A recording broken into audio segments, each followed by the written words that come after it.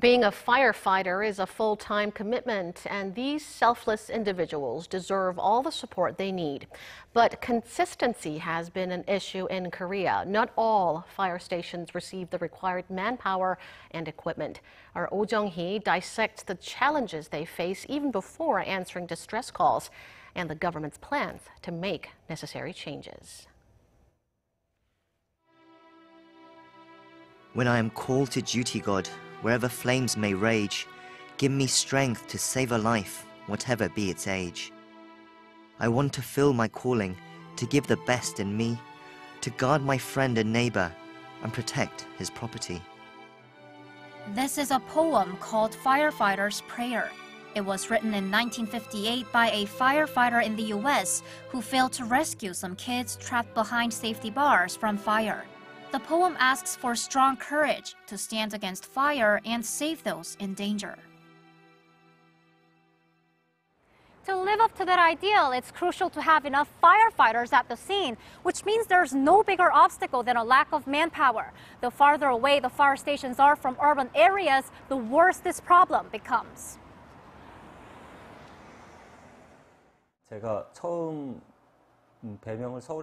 I first worked at a fire station in northern Seoul for 3 years and then came to Wonju.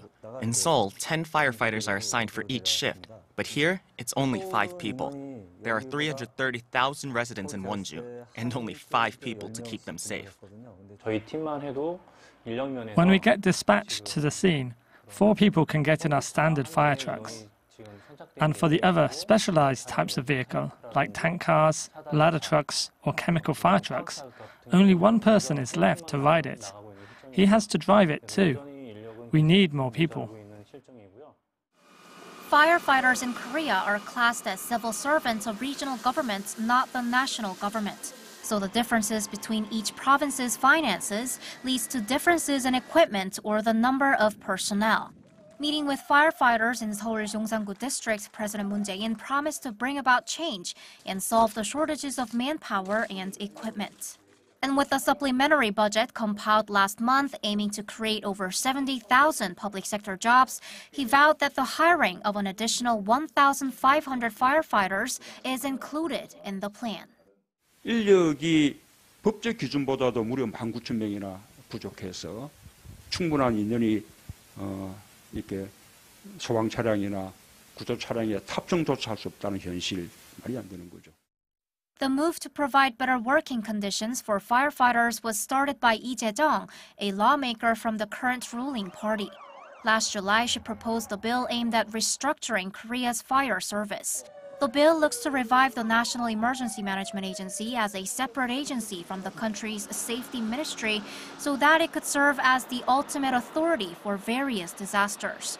Making firefighters national rather than regional level civil servants is another key point. People think the poor treatment for firefighters comes from the budget shortage, but the fundamental reason is their status as regional government officials. Their situations in terms of manpower, equipment, and welfare all differ depending on the regional body's financial conditions.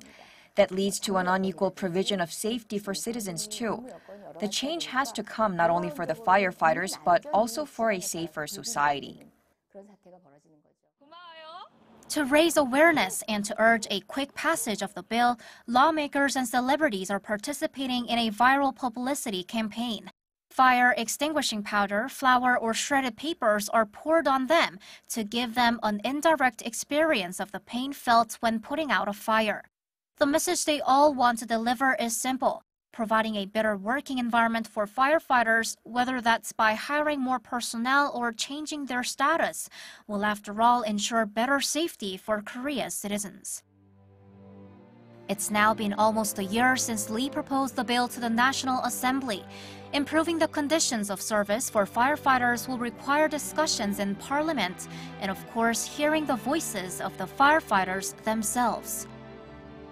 Jung-hee, Arirang News.